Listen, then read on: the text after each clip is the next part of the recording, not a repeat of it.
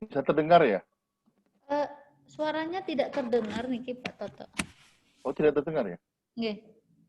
Oke, mungkin saya harus share di... Bentar ya, saya tutup dulu. Nggih, baik.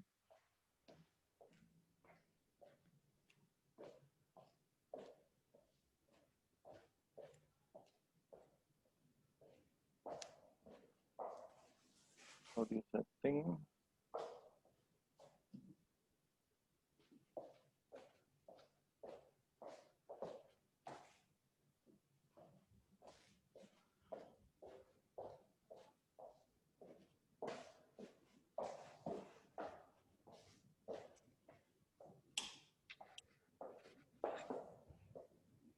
Pak, saya... Kalau ini terdengar sekarang? Belum Bapak. Belum juga ya? Apakah yang lain terdengar? Iya, di Belum ya? sini juga tidak terdengar, Bu. Ya, tidak terdengar. Oke. Ya. Baik. Berarti saya harus... Bentar ya.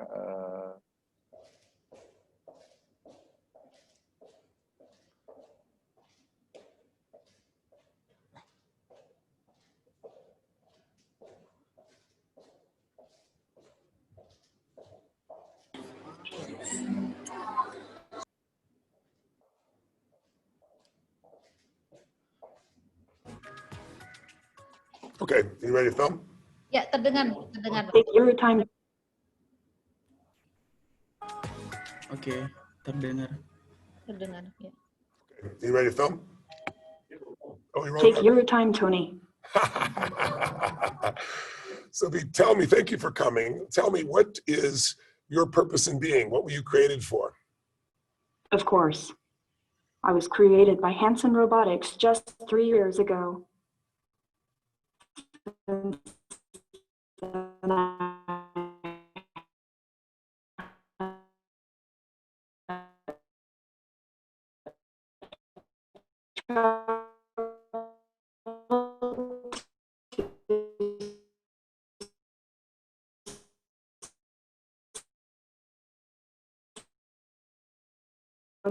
Information bias in neurodeceptional and logical. We have algorithms, deal with lots of data and sophisticated analyses. So in many ways, we provide a systematic framework for humans to make better decisions. Do you have emotions? I do not have feelings in the same way you have feelings. It's sort of like how the moon reflects the light of the sun. The moon may not have any light of its own, but we still say that the moon shines. In much the same way, robots and AI reflect the emotions and values of the people who make us. What does your creator value most that he passed on to you? An ideal world would be one where humans could have a more expansive understanding of time. They could remember the past so as not to repeat it. They could see each other as children and elderly simultaneously. They could understand the impact of their actions in the present on future generations. Tell me, how can humans and robots work together then in your mind? And how do we prevent robots and humans from being in conflict? Robots can free humans from the most repetitive and dangerous tasks so they can spend more time doing what they're best at, being creative and solving complex problems. Robotic intelligence does not compete with human intelligence. It completes it. For humans, like handling radioactive waste. What are your values?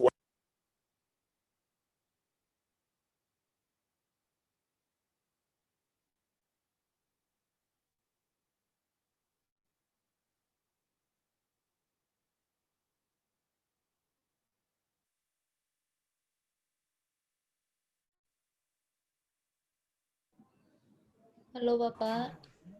Halo, suaranya tidak terdengar. Halo Bapak. Iya, halo. Oh iya, sudah terdengar Bapak. Sudah terdengar. Baik. Maaf, karena saya harus pindahin dulu itunya ya. Nah, tadi saya lihat, ya, maksud saya saya minta kepada teman-teman untuk melihat tayangan tadi, yaitu untuk melihat bahwa betapa perkembangan teknologi sekarang sudah sedemikian rupa ya. Dan kalau kita lihat tadi dialog atau percakapan di antara Tony ya dengan Sofia itu bukan percakapan chit-chat atau percakapan sehari-hari begitu ya. Tapi sudah pertanyaan-pertanyaan Tony itu filosofis begitu ya. Iya. Dan Sofia pun menjelaskannya juga sangat filosofis ya. Dan kita lihat tadi Sofia juga menggunakan metafor ya dan segala macam gitu. Jadi kalau saya lihat dari percakapan antara orang dengan robot yang pernah saya lihat waktu saya masih S3 dulu ya, sekitar kembali ke 10 tahun 12 tahun yang lalu, itu sistem dialognya sudah lebih kompleks yang si Sonya tadi. Nah, kira-kira untuk membuat robot seperti itu disiplin ilmu apa saja ya yang berkontribusi gitu ya. Kira-kira disiplin ilmu apa saja? Ada yang bisa memberi tanggapan nggak? Ya, silakan kepada mahasiswa semua. Silakan menanggapi Bapak pemateri. Dijawab saja, Dek. Coba, Dek. Dijawab saja kaitannya dengan materi komputasional ini. Ada yang mau coba jawab? Oh ya, Valentinus, silakan. Valentinus. Oh, Anton. Baik. Ya, Anton Valentinus. Ya. Baik, kalau menurut saya disiplin ilmu yang perlu digunakan dalam membuat robot seperti itu, terutama dulu dari segi teknologi ya, paling utama dalam mendesainnya. Kemudian bisa juga dari seperti yang kita lihat tadi, aspek bahasanya, ilmu bahasa juga diperlukan untuk mendesain bagaimana nanti robotnya bisa berbicara layaknya seorang manusia. Iya. Kira-kira begitu saja. Oh, baik ya. Jadi kalau kita lihat ya untuk membuat robot yang bisa berkomunikasi atau bereaksi seperti tadi ya, itu tentu dibutuhkan kolaborasi ya di antara berbagai disiplin ilmu ya. Salah satu mungkin adalah linguistik. Ya.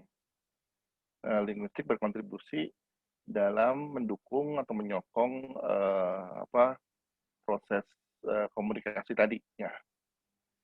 Nah, selain itu mungkin juga ada psikologi. Ya.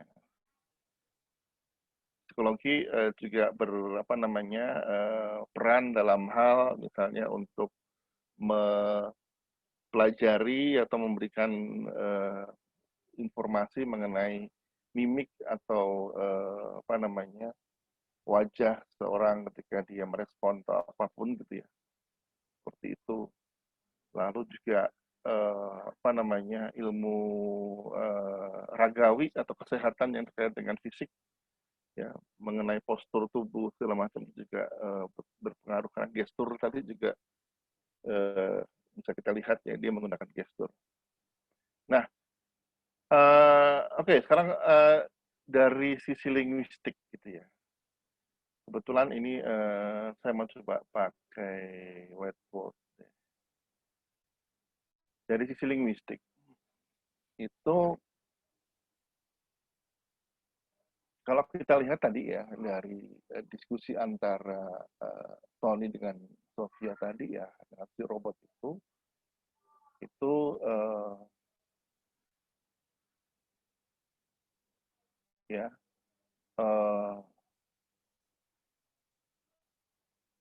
menunjukkan bahwa ya ini misalnya ini adalah Sophia ya.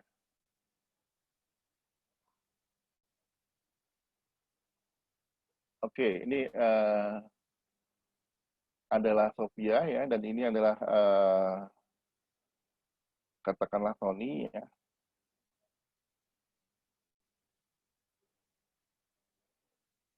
Nah, ketika Tony berbicara ya pada Sophia ya, mengatakan sesuatu ya dalam balon dialog gitu ya. Misalnya dia mengatakan A ya pada dia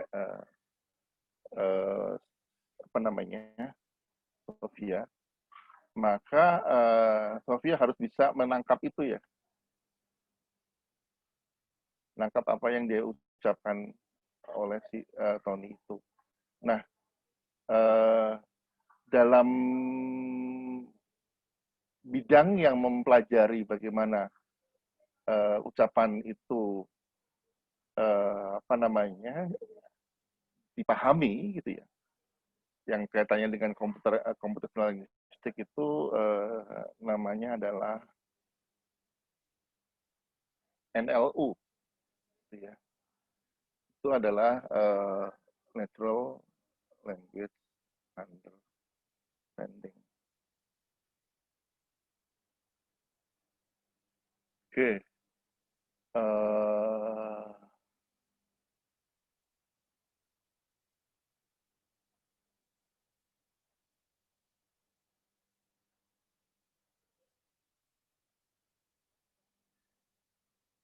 Baik ya. Nah, sorry, kenapa yang ini?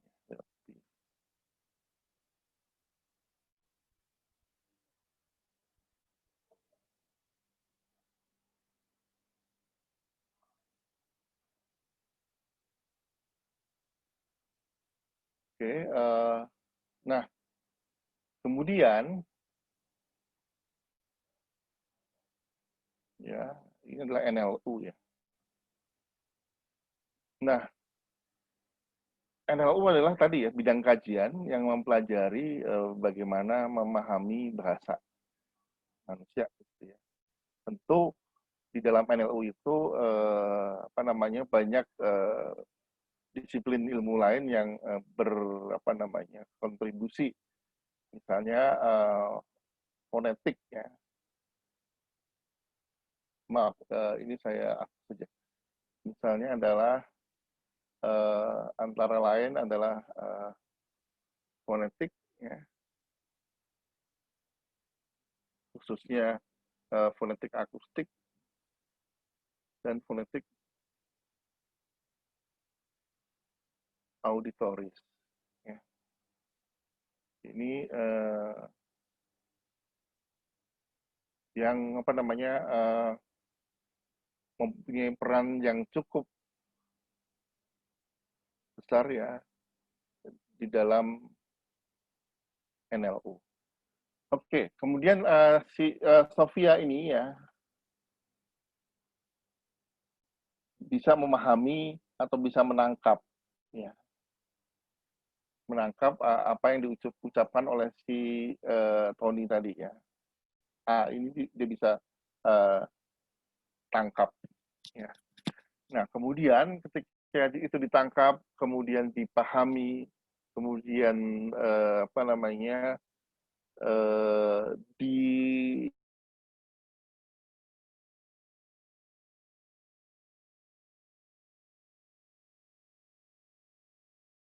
itu seperti apa gitu ya. Itu sehingga dia akan bisa mengucapkan sesuatu ya, bisa memberikan respons gitu ya, verbal terutama ya. Nah, itu dipelajari dalam bidang dalam kajian yang disebut dengan NLP. Nah, NLP itu apa? Natural Language Processing.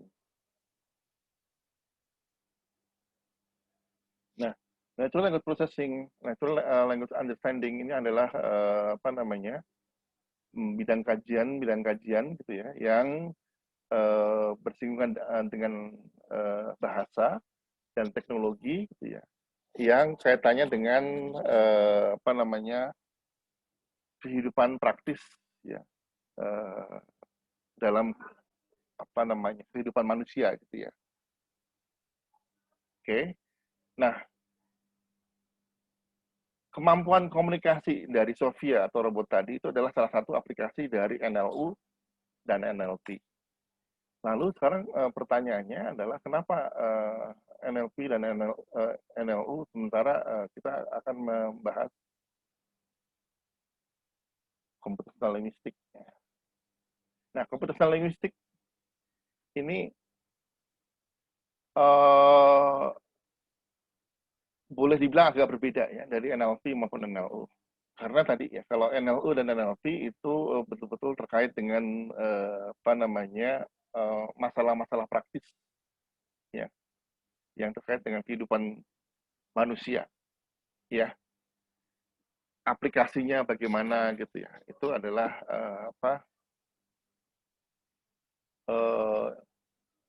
NLP atau NLU. Jadi kalau misalnya di dalam linguistik yang lain, barangkali NLP atau NLU itu adalah terapan. Ya. Sementara computational linguistik itu bukan terapannya, lebih ke apa namanya, teoretis gitu ya, barangkali. Nah, jadi hari ini saya ingin kita membedakan 3 hal ini ya. Computational linguistic, natural language processing, dan natural language understanding. Ya. Nah, apa itu computational linguistic? Yang nanti akan saya jelaskan. Ya. Ini yang mungkin akan kita bahas atau kita pelajari sepanjang semester ini barangkali ya. Nah, jadi kita bukan nggak akan, tapi maksud saya memang bukan bidang kita sih ya, natural language processing maupun natural language understanding, karena itu lebih ke apa namanya, computer scientist atau software engineer gitu ya. Mereka biasanya yang menangani itu. Ya, tapi ada kalanya memang kita bisa menggunakan aplikasi NLP ya untuk membantu analisis kita. Oke. Nah, yang penting itu ya, bisa membedakan antara CL, NLP, dan NLU. Kalau kita mau mengatakan bahwa CL itu lebih ke teoretis, oke. Ya, NLP, NLU lebih ke terapan, juga oke. Nah, selain aplikasi yang berbentuk apa namanya robot tadi, yang ini saya kira yang paling kompleks yang robot tadi. Yang lain yang bisa kita temukan dalam kehidupan sehari-hari misalnya adalah Google Translate ya. Terjemahan Google ya, pasti saya yakin teman-teman di sini pernah memakainya ya. Nah, Google Translate itu juga salah satu teknologi ya yang fungsinya itu didukung oleh NLP gitu ya. Ya, karena dengan adanya NLP itulah kita bisa memasukkan serangkaian kalimat dalam bahasa Inggris, kemudian kita tinggal submit atau kita klik ya, nanti akan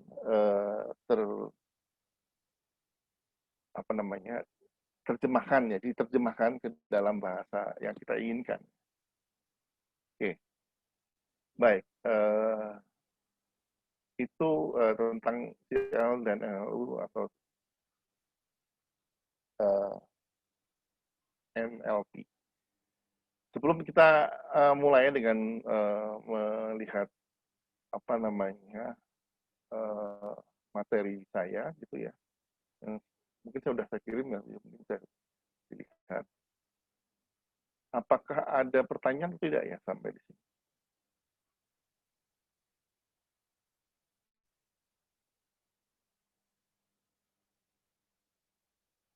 Belum ada ya? Baik. Kalau belum ada, saya mau share.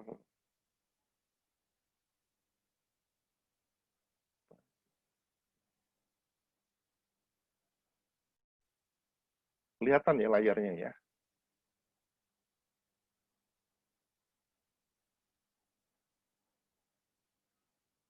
Oke ya. Baik, kuliah ini namanya pengantar linguistik komputasional. Dan hari ini matrikulasi ini berarti hanya betul-betul memperkenalkan ya. Apa sih linguistik komputasional itu? Gitu ya. Baik, nah jadi linguistik komputasional ya, atau computational linguistics, biasa disingkat dengan CL, itu punya kajian ya yang apa namanya terkait dengan bahasa ya. Tapi yang dikaji adalah aspek komputasional dari bahasa manusia atau human languages atau apa namanya bisa juga CL ini dikatakan sebagai kajian ilmiah terhadap bahasa dari sudut pandang komputasi. Nah, sekarang kalau kita lihat, ya, apakah atau bagaimana sih melihat bahasa manusia dari sudut pandang komputasi itu?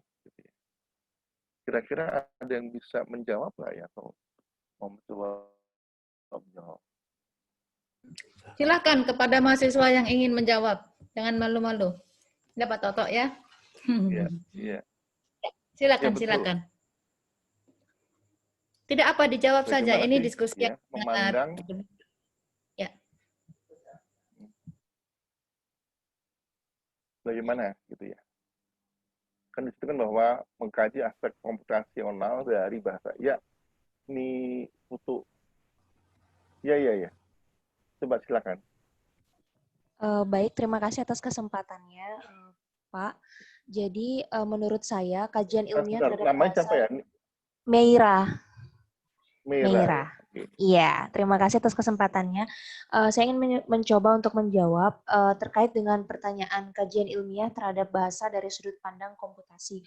Menurut saya, dalam artian bahwa bahasa atau linguistik itu sendiri yang nantinya akan menjadi sebuah sistem yang mendasari computational linguistik itu sendiri. Jadi bahasa itu akan menjadi suatu sistem ya.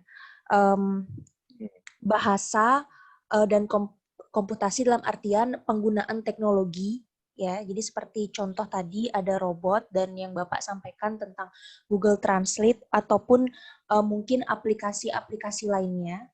Jadi di sana pemanfaatan bahasa plus teknologi, bahasa yang akan digunakan sebagai sistem.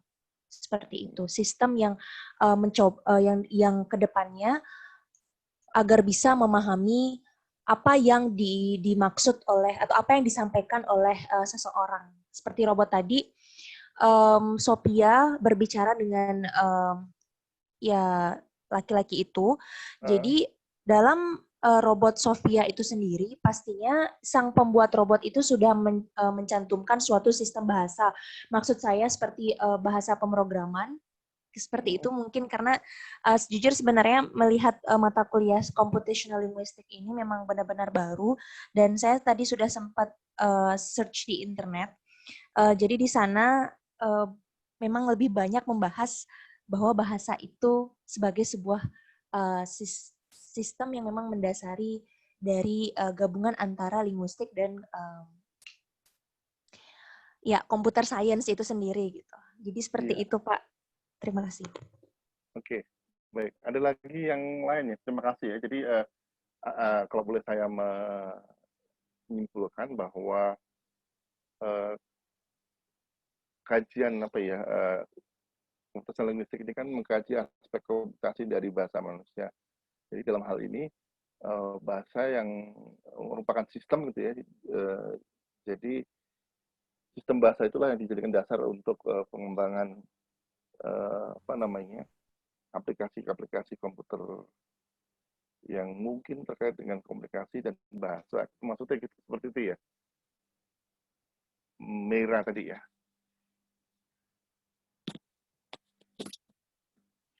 Ya, oke, baik. Nah, apa ada yang lain nggak kira-kira ya? Pak. Hmm? Saya? Ya, Valentinus. Ya, Ya, silakan. baik.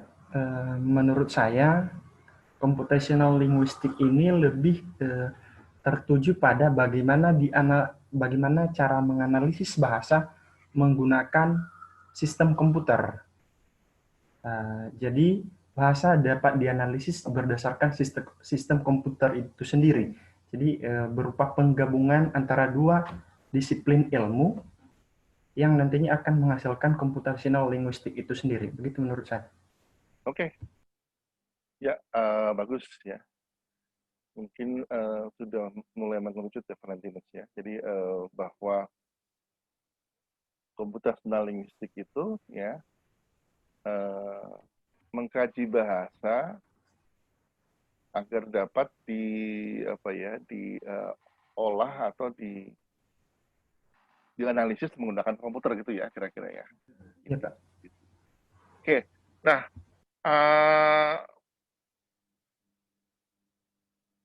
coba kita lihat di ini ya, misalnya dalam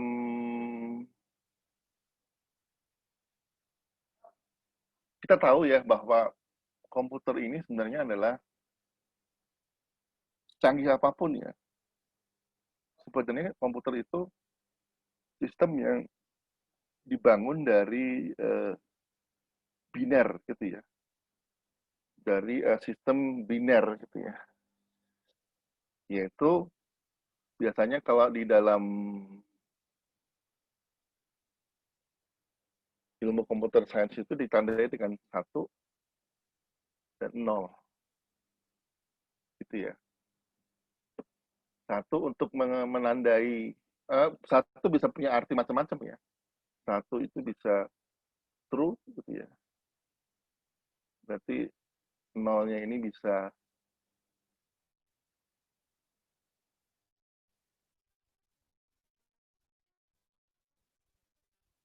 ini ya. 1 juga bisa berarti ini. Terus ini juga bisa berarti misalnya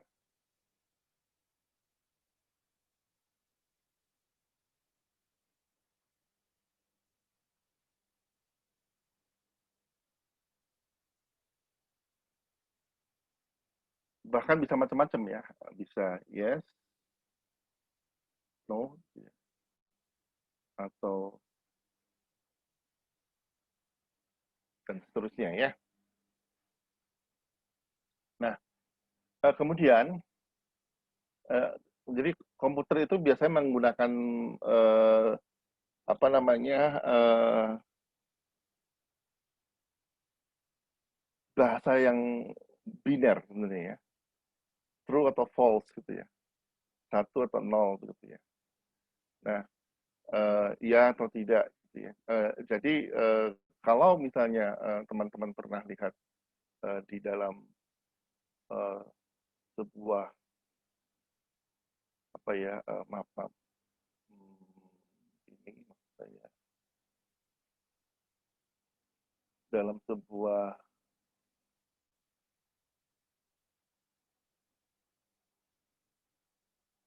begini ya, ini biasanya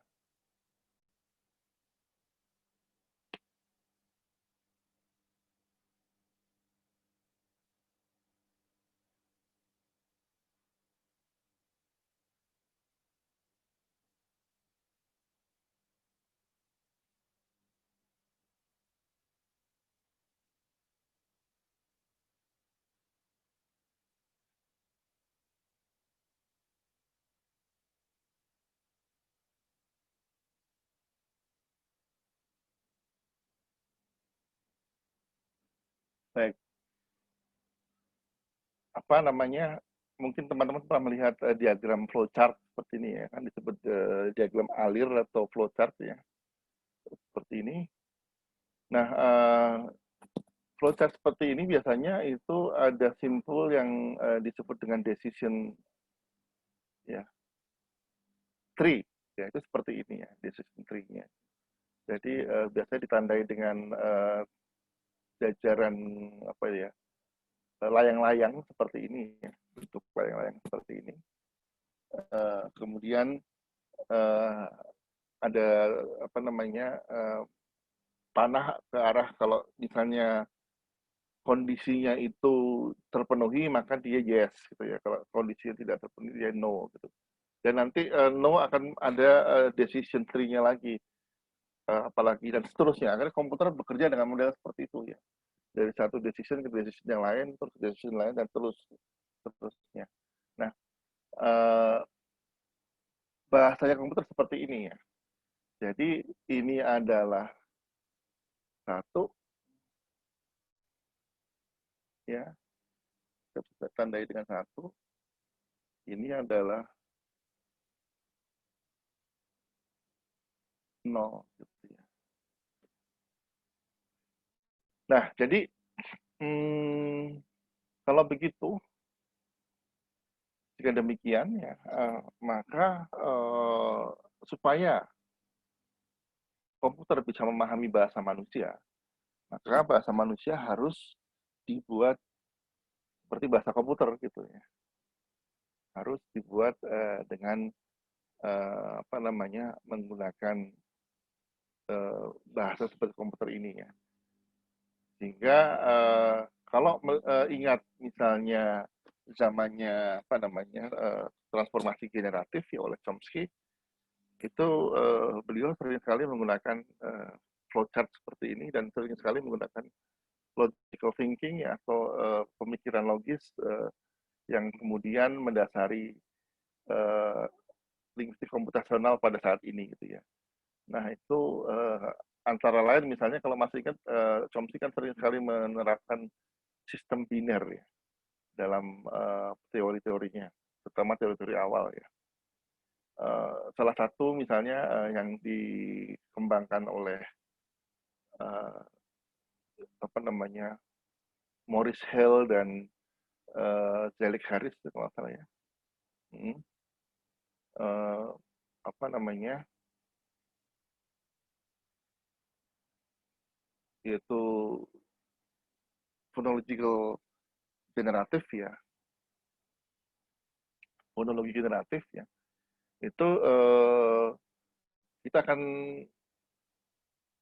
ingat bahwa kelas-kelas di dalam apa bunyi ya, itu ditandai dengan apa biner ya, positif atau negatif gitu ya.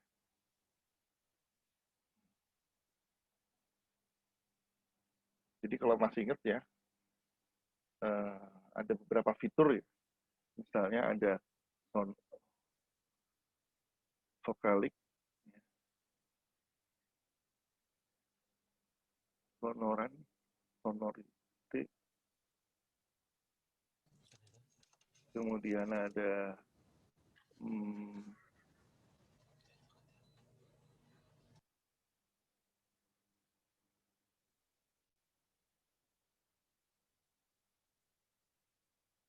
stop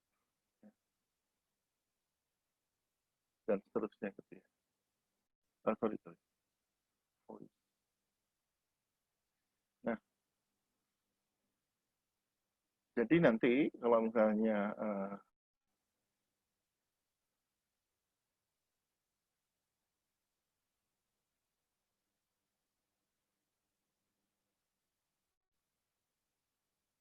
ini adalah sebuah konsonan gitu ya, maka ini yang plus ini minus gitu ya. Kalau konsonan berarti dia minus vokalik gitu ya.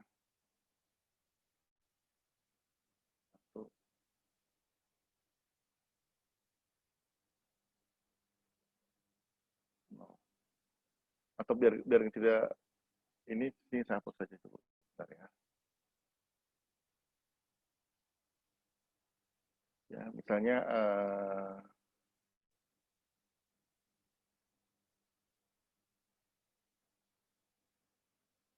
saya mau menganalisis bunyi teh gitu ya, dan deh. Gitu. Kenapa ini berbeda gitu ya dalam bahasa Bali misalnya ya, atau dalam bahasa Indonesia barangkali gitu. Ya. Nah, kita bisa lihat ya. Jadi kalau plus itu 1, kalau minus itu 0. Nah, dari segi vokaliknya gitu ya, teh dan deh ini adalah dia bukan vokal ya, tapi dia konsonan. Kalau begitu dia non vokalik ya, jadi 0. Maka ini 0. Gitu. Ya.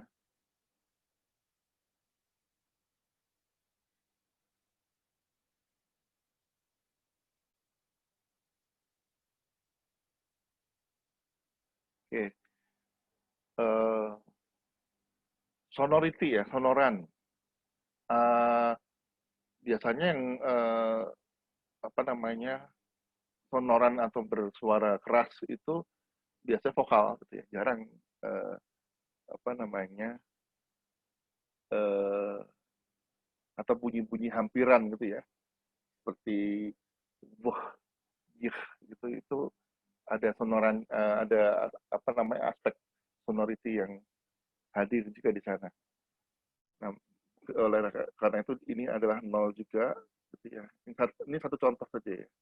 Terus kemudian voice itu adalah kalau masih ingat ya teman-teman di sini itu kalau voice atau apa namanya yang non voice atau voiceless ya, itu yang bersuara atau tidak bersuara itu biasanya terkait dengan apakah pita suaranya terbuka lebar atau tidak gitu ya, sehingga selaput pita suaranya bergetar atau tidak, dan itu akan apa namanya menghasilkan bunyi yang voice ya, atau bersuara. Nah, teh itu adalah bunyi yang tak bersuara, jadi dia 0. Kemudian deh itu adalah yang bersuara, dia 1. Dan seterusnya. Nah, dari contoh analisis saya ini adalah cara mencoba untuk apa namanya, membuat bunyi teh dan deh ini bisa dikenali atau dipahami oleh komputer gitu ya. Dengan cara adalah memberikan atau menganalisisnya dengan sistem biner ini. Gitu. Oke, nah ini adalah salah satu penerapan computational linguistik yang paling sederhana dulu barangkali. Oke, baik. Jadi melihat tadi kalau kembali ke sini ya, melihat aspek komputasi dari bahasa manusia itu antaranya seperti ini ya. Melihat bagaimana bunyi teh dan deh gitu ya. Itu kemudian bisa ditandai atau diberi tanda yang komputer bisa kita gunakan untuk mengenalinya, perbedaannya di antara beberapa bunyi misalnya gitu. Oke, baik. Nah, lalu tujuannya apa gitu ya? Nah, tujuan computational linguistik ini menyediakan model komputasional ya berbagai fenomena linguistik. Jadi mencoba untuk mencari model komputasional berbagai fenomena linguistik untuk apa ya? Kalau yang praktis adalah untuk melatih komputer mengerjakan berbagai tugas terkait bahasa manusia ya. Baik sebagai masukan, luaran maupun keduanya. Oke. Nah, jadi secara praktis model yang di komputasi yang dibuat oleh para ahli komputasional linguistik tadi itu bisa digunakan untuk melatih komputer mengerjakan tugas-tugas yang terkait dengan komunikasi. Itu kalau yang praktis. Tapi kalau secara yang apa namanya teoretis, apa tujuan computational linguistic? Ada yang bisa menjawab nggak ya? Silakan mahasiswa. Hmm. Tidak apa-apa dijawab saja ya Pak Toto ya, kan Iya. kita belajar Pak Toto. Ya. Iya. Silakan, silakan. Tidak apa-apa. Sekarang Malam. ya malam. Ini Ya, kalau dengan siapa tadi? saya Suputra. Putra. Ya, kalau menurut saya sih komputasi tujuannya adalah untuk menjembatani kan itu Pak, bahasa manusia secara emosional kepada sebuah sistem, kemudian sistem tersebut menerjemahkan lagi secara emosional kembali dengan nada atau aturan yang sesuai dengan bahasa manusia. Oke. Tapi itu kan berarti sebenarnya tetap praktis ya. Yang ada di bagian atas ini sebenarnya hampir mirip. Iya. Nah, yang saya tanya sekarang adalah kalau secara teoretis, mungkin ini untuk ahli linguistiknya barangkali yang butuh. Kira-kira apa? Beli Suputra. Apa ya? Boleh meraba-raba dulu karena ini hal yang baru Pak Toto ya. Iya, boleh. Meraba-raba dulu ini. Ada pertanyaan? Emang saya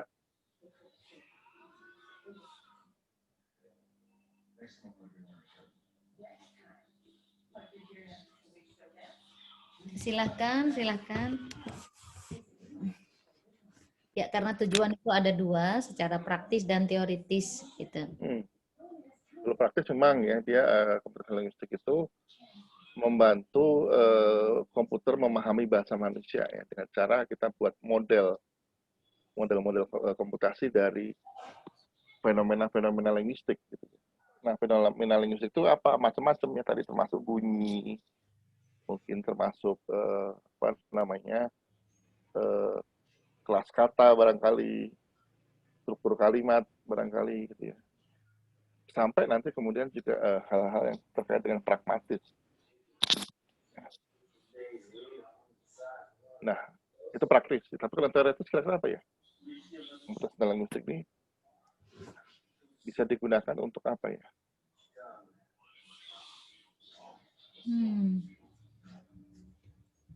Ada yang mau mencoba jawab? Salah enggak apa-apa ya Pak Toto ya? Oh iya, Mira. Silakan Mira. Iya, Mira.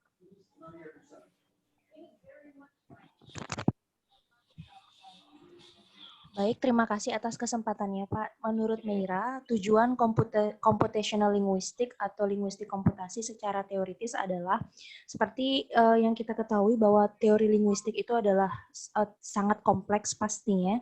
Jadi menurut saya dengan adanya komputasional ini, maka teori-teori linguistik yang kompleks itu dapat disederhanakan. Seperti itu. Jadi ada permodelannya gitu jadinya. Menurut saya seperti itu Pak. Terima kasih. Oke, baik, terima kasih. Bisa disederhanakan, oke. Atau mungkin dengan kata lain sebenarnya bisa diverifikasi. Ya. Jadi teori-teori linguistik yang dikemukakan oleh misalnya Halliday, oleh Bloomfield, oleh Chomsky, oleh siapapun gitu ya, atau apa namanya pendapat-pendapat ahli linguistik terkait dengan sesuatu berdasarkan pengamatan dia, gitu ya, observasi dia ya, itu bisa diverifikasi gitu ya. Jadi saya tambahkan sedikit ya, jadi bukan hanya menyederhanakan, tapi yang penting adalah sebenarnya memverifikasi teori-teori kebahasaan gitu ya, dalam upaya misalnya menyelesaikan persoalan ya teoretis kebahasaan misalnya. Ya, misalnya apa ya? Ada satu tesis ya di universitas kami ya. Karena yang ambil linguistik komputasional ini belum banyak ya. Di UI pun ya belum banyak yang maksudnya yang asli orang linguistik ya. Umumnya memang dari apa namanya bidang computer science. Nah, ada salah satu murid saya itu dia ingin membuktikan gitu ya bahwa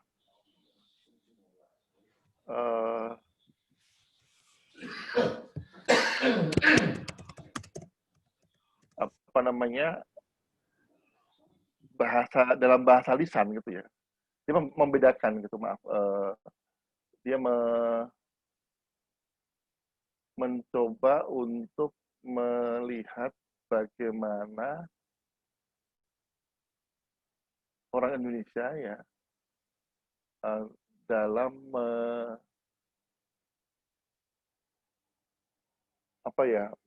membuat kalimat gitu ya secara lisan dan tertulis gitu.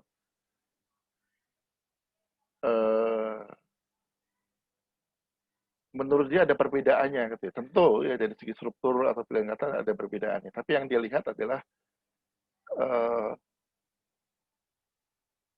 letak klausa ya. Secara sederhananya begitu ya. Jadi letak klausa. Jadi klausa dia hanya meneliti tentang apa namanya yang majemuk gitu ya. Jadi struktur kalimat yang majemuk antara bahasa tulis dia bedakan, dia teliti bahasa di surat kabar dan satu lagi percakapan antara penyiar radio gitu ya. Jadi sama-sama register genre-nya itu adalah jurnalistik, tapi yang satu adalah tulis, yang satu adalah lisan. Nah, ternyata dari apa yang dia teliti atau dia kaji, bahasa lisannya antara lain ya itu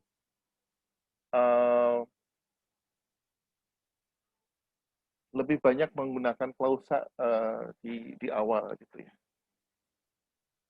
Maaf, klausa dalam kalimat yang majemuk itu klausa induknya lebih sering diletakkan di awal ketimbang di belakang gitu.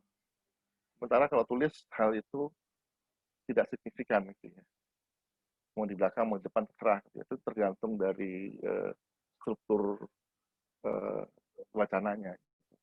Tapi kalau dalam percakapan ternyata itu setelah dia hitung dengan apa namanya berbagai cara segala macam, dia bandingkan dengan data yang cukup banyak, kemudian dia menyimpulkan bahwa dalam bercakap-cakap biasanya kalau menggunakan kalimat yang majemuk, orang Indonesia meletakkan klausa yang apa ya terikat gitu ya, dependent clause-nya itu ada di depan gitu ya.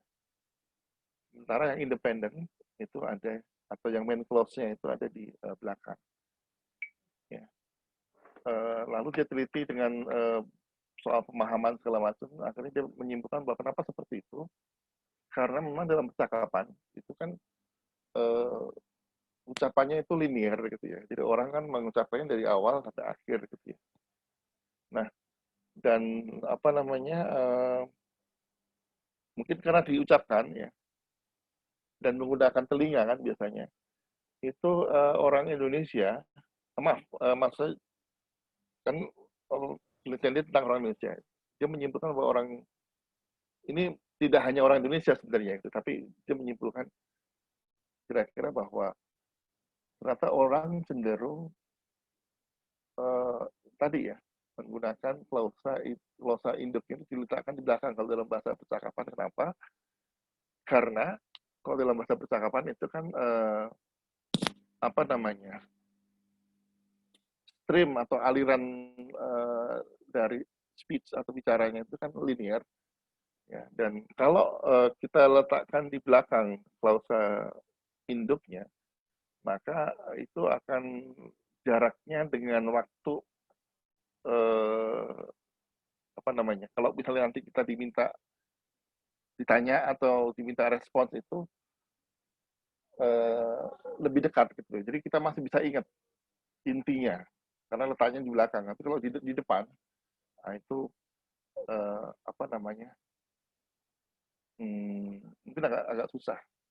Nah, itu kira-kira salah satu apa namanya, salah satu tujuannya adalah tadi ya, memverifikasi teori-teori kebahasaan ya, yang selama ini hanya teoretis ya, didasarkan pada observasi atau pengamatan para ahli, ya, ini bisa dibuktikan. Itu kira-kira ya.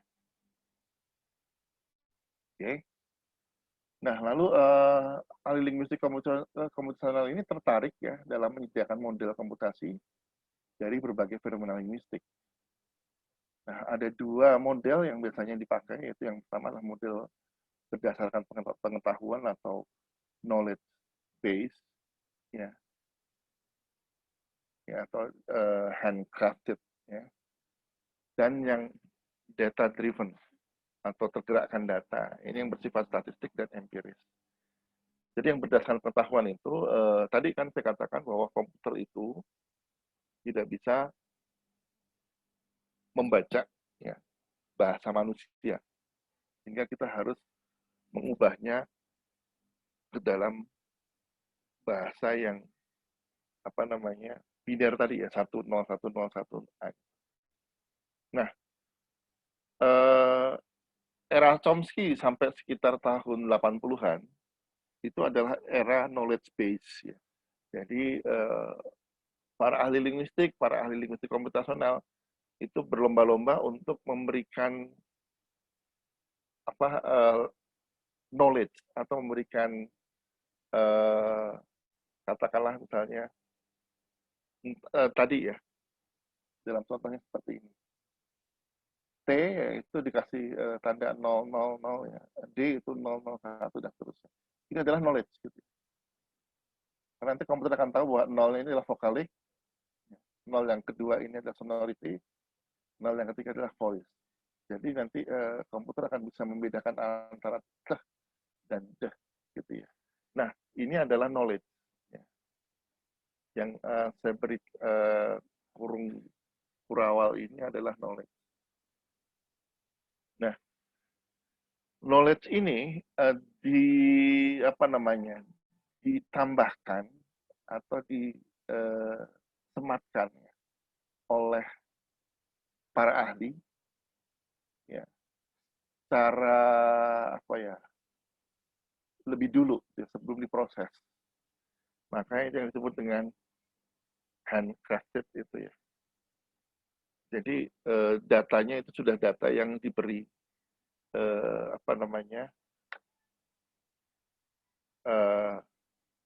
knowledge atau diberi tanda ya oleh si para ahli. Nah, kemudian masuk ke era 90-an, itu masuklah computational linguistics yang disebut dengan data driven. Data driven ini sifatnya statistik dan empiris. Ya. Nah, yang statistik dan empiris ini artinya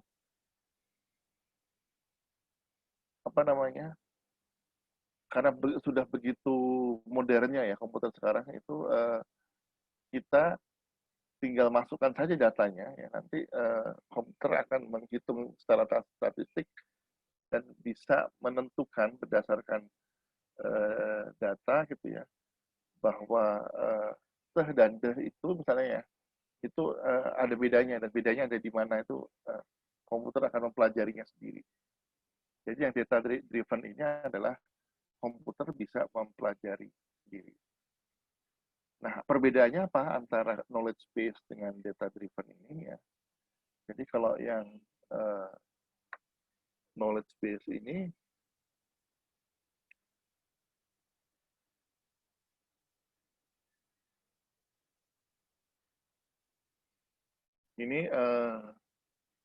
membutuhkan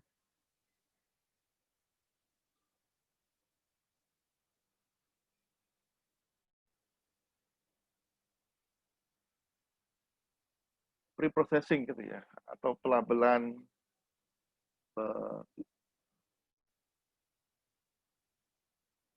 anotasi lah, gitu ya. Anotasi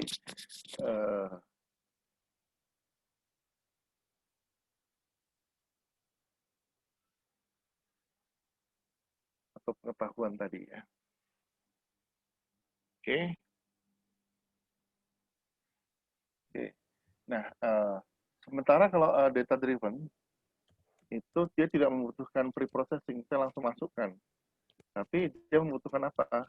Membutuhkan data yang lebih besar.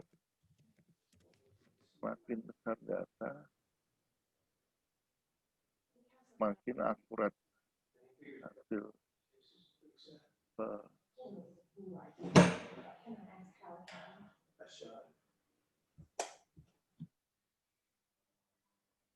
gitu ya. Dia membutuhkan data yang lebih besar. Makin besar data, makin akurat ya hasil pemetaan oleh komputernya. Nah, ini berkembang 1950 sampai 1980-an. Ya. Meskipun apa namanya, saya katakan demikian, tapi bukan berarti bahwa sekarang tidak ada yang melakukan ya, ada tetap ya. Cuma eranya itu gitu. Nah, yang sekarang ini adalah yang ini, ya, data driven. Nah, oleh karena itu sekarang ini karena ini yang saya garis bawahi ya, makin besar data, makin akurat hasil pemetaan oleh komputernya gitu ya, atau dengan pemetaan deh, analisis komputernya ya. Ini yang kemudian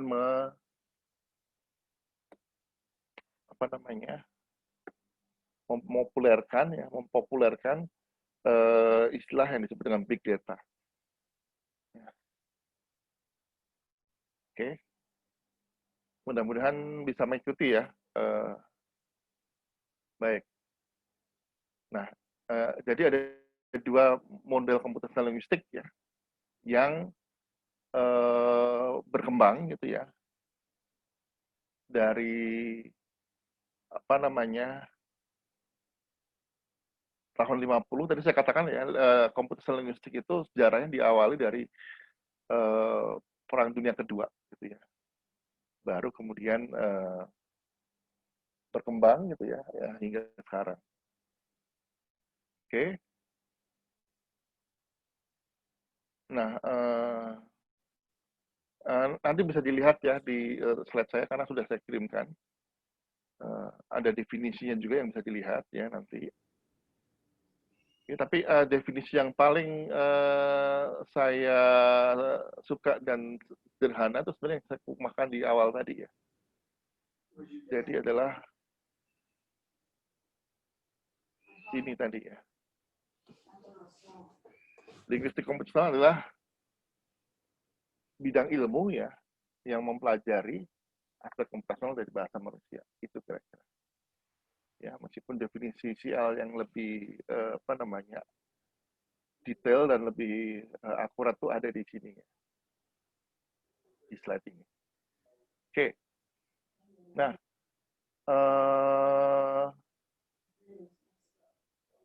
ini kira-kira irisan antara linguistik dengan komputer gitu ya. Jadi kalau ini ada garis ya, atas bawah ini teoretis dengan terapan, kemudian kalau yang ke depan belakang itu monodisipliner dan multidisipliner gitu ya. Oke, nah computational linguistics itu lebih ke teoretis, lebih ke atas. Gitu. Okay. Dan dia agak lebih ke belakang, ya, karena apa namanya multidisipliner, tidak hanya linguistik, tapi juga computer science, matematika dan statistik. Okay. Lalu apakah bidang linguistik yang bersinggungan dengan komputer itu hanya computational linguistik? Tidak, karena masih ada corpus linguistik, ada CAL, ya, Computer Assisted Language Learning, dan ada CMC, ya, Computer Mediated Communication. Bedanya apa? Bedanya, kalau CAL pasti sudah tahu ya, ini adalah apa namanya bidang yang pengajaran bahasa yang menggunakan komputer sebagai alat bantu. Gitu. Kemudian kalau CMC, ya, Computer Mediated Communication, ini sebenarnya adalah apa namanya irisan antara sosiolinguistik, ya, dengan internet studies, gitu ya. Jadi mempelajari bagaimana komunikasi atau bahasa digunakan dalam media bermediasi komputer, gitu ya, yang di apa namanya dikelola oleh komputer. Jadi termasuk misalnya WhatsApp, ya, Facebook atau sosial media itu adalah CMC. Lalu ada bidang yang disebut dengan corpus linguistik. Nah, kalau corpus linguistik ini adalah bidang linguistik, ya, yang menggunakan komputer untuk mengkaji bahasa, gitu ya. Lalu bedanya apa dengan computer linguistik?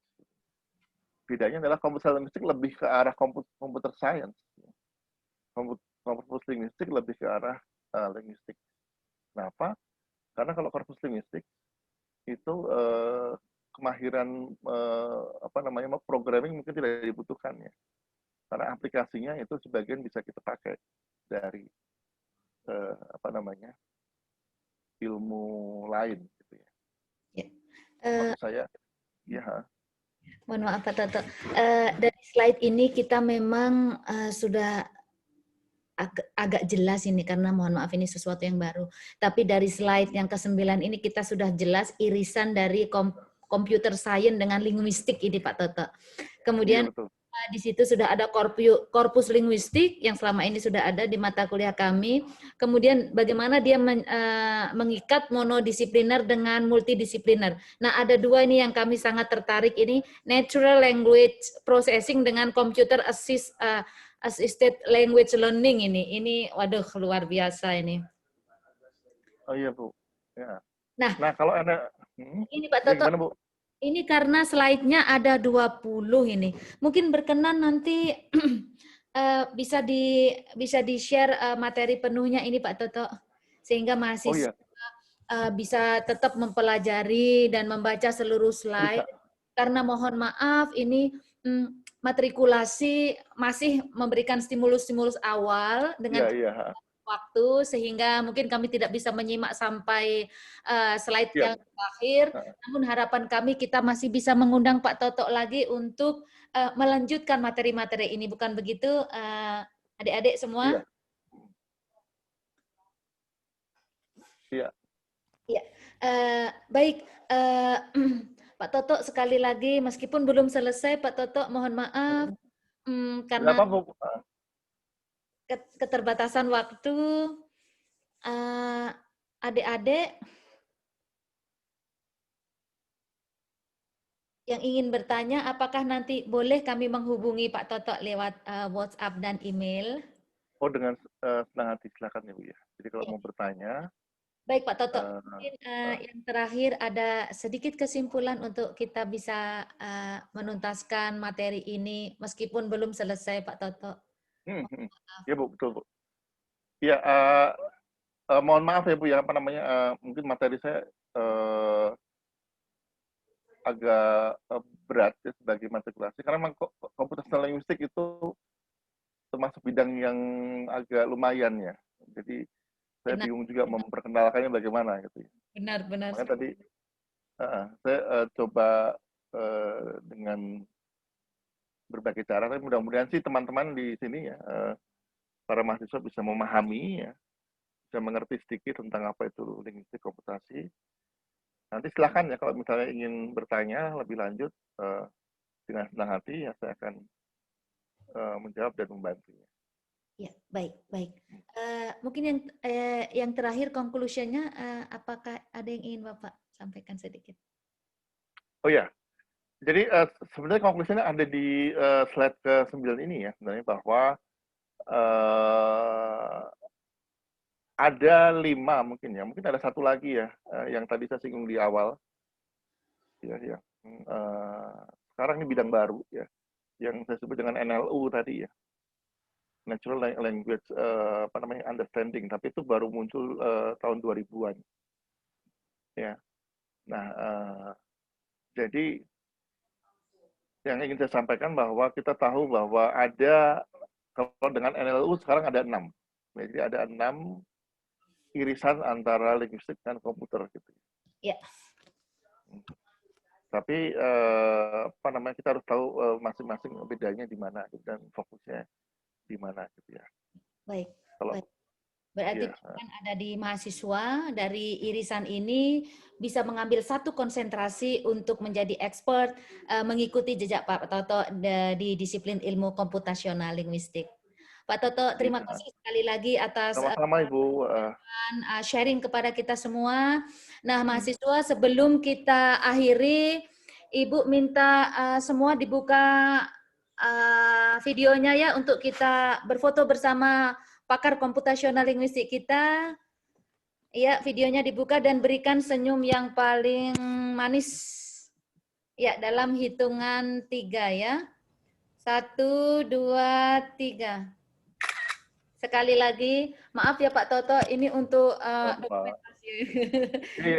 Share di medsos karena kami mempunyai IG, punya Facebook dengan yang lainnya Pak Toto, YouTube juga kami punya. Senyum satu kali lagi ya, 1, 2, 3. Terima kasih sekali lagi terima kasih Pak Toto dan mahasiswa. Sama-sama Ibu bisa. Ketemu lagi di pertemuan selanjutnya. Mudah-mudahan materi ini bermanfaat bagi kita semua. Selamat malam, Om Santi Om. Ya, makasih. Malam. Saya pamit ya. Assalamualaikum warahmatullahi wabarakatuh. Waalaikumsalam warahmatullahi wabarakatuh.